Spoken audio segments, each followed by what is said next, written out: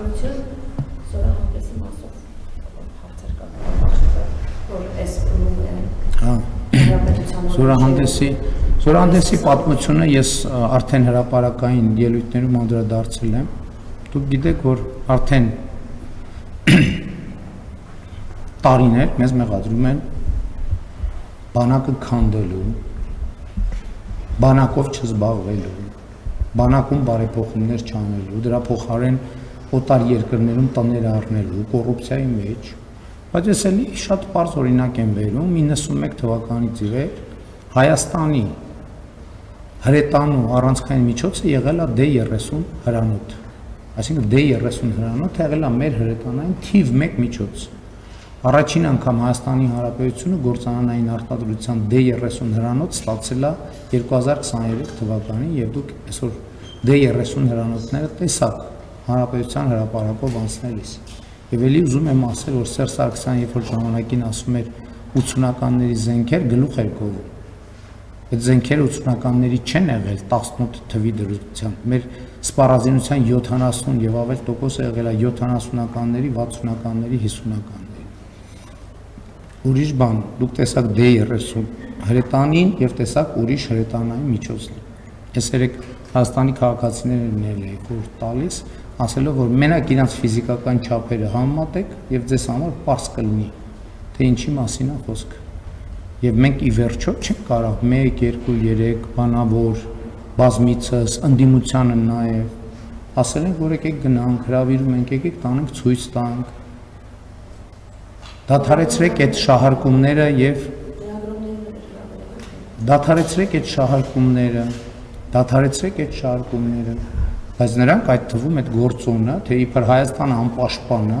թե Հայաստանը բանակ չունի, թե իրենք բանակ են ստեղծել, մենք բանակը քանդել ենք, իրանց ժառանգություն թողած բանակը եղել է քանդված։ Այդ որ ասում են կոնսերվի կոկոշները մենակ բարեզբուն իմաստով կոնսերվի կոկոշներին չի վերաբերում։ Սպառազինության 70%-ը եղել է մաշվածության վերջին աստիճանի։ Իսկ այսօր դուք Հանրապետության հրապարակում չտեսաք թեկուզ մի միջոց, որի առաջին օգտագործողը մենք չենք,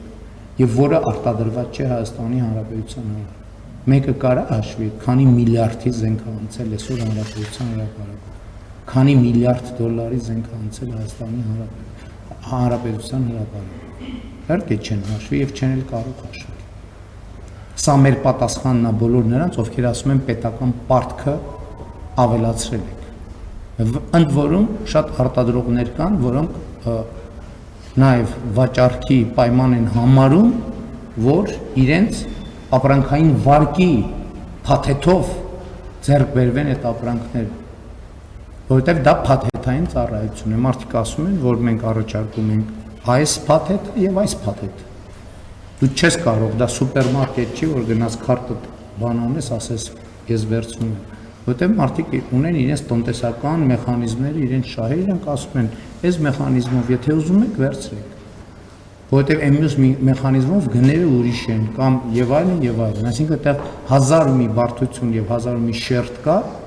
որի մասին մենք չենք կարող խոսել եւ պետք է չի որ խոսենք։ Այդ ով է տարիներով ասում, որ մենք պետական պարտքը բան ենք արել, կրկնապատկել ենք կամ չգիտենք ինչ։ Ահա, խնդրեմ, մենք ձեզ ցույց ենք տալիս պետական պարտքը։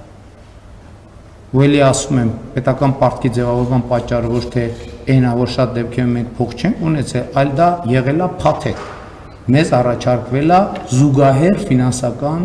ծառայության սխեմայով, ասինքն ասվել է, որ վարկ վերցրեք եւ առեք, որովհետեւ իրենք ունեն իրենց ռազմարտունաբերական համալիրների ֆինանսավորման առանձնահատուկ սխեմաներ։ Հակառակ դեպքում գները էականորեն փոխվում են։ Եվ ամբողջ այն ինչ որ խոսվում է պետական պարտքի մասին, երկրորդը հյուսիս-հարավ ամբողջ ճանապարհը կառուցվում է այսինքն դա ի սկզբանե առաջին օրից երբ որ պլանավորված ա եղել, դա պլանավորված ա եղել, որ դա վարկային միջոցներով պետք է արվի։ Եվ դա Հայաստանի իրավական դե յուրե պարտավորությունն է, որ պետք է վարկային միջոցներով արվի։ Այսօր նախ հյուսիս-հարավի մի կտորը կառուցվել է եւ այսօր ագարակ Քաջարանն է կառուցվում, հիմա շարունակությունը կլինի, հիմա Բարգուշատի թունելը կլինի, հիմա Սիսիան քաջարանը կլինի։ Այսօր Հայաստանում ամենաերկար Հայաստանի պատմության եւ հայ ժողովրդի պատմության մեջ ամենաերկար կամուրջն է կառուցվում։ Բայց մարդիկ որ ասում են Մեղրին տալու են, Սյունիքը տալու են։ Սյունիք տվող Քոչարյանն եկել էր մեզ մեղադրում էր Սյունիք։ Մի հատ էլ ասում է որ իմ հաղթանակը ձեռից եթե ինչ անեն խլեն, եթե խլելու բան կա, մենակ քո բանտը ձեռից կարան խլեն, դա կարծում եմ այս անգամ չի ստացվի։ Այն մյուսները, որ ասում եք բանը, Ծառուկյանը ասում ապացուցի, որ շպիոն են։ Բայց շպիոնին օտարերկրյա հատուկ ծառայության ցուցումով է ինքը Անդրանիկ Թևանյանին ներառել իր ցուցակ։ Ինքը գործակալ է։ Այդ ժարգոնն էլ ասում եմ, որ մի հատ խելքդ գլուխը հավաքի։ Խելքդ գլուխը հավաքի, լավ է քեզ հաշիվ տու դու ով ես ընդհանրապես եւ ում հետ ես խոսում։ Հանցագործ։ Սա քեզնով էլ կզբաղվենք, Ծառուկյան գալի։ Պատրաստվի արած ցեմենտը սեփական պետականացնում ենք եւ այդ հանցավոր գործարքի համար դու խանամիտ պատասխանատվություն եք կրելու Հայաստանի ժողովրդին թալանելու համար։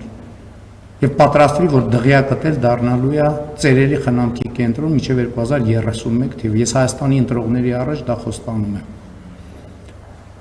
Առյուծը չգիտեմ, բայց դու պատրաստվի, որ վանդակում ես ապրելու առաջիկա տասնամյակներում։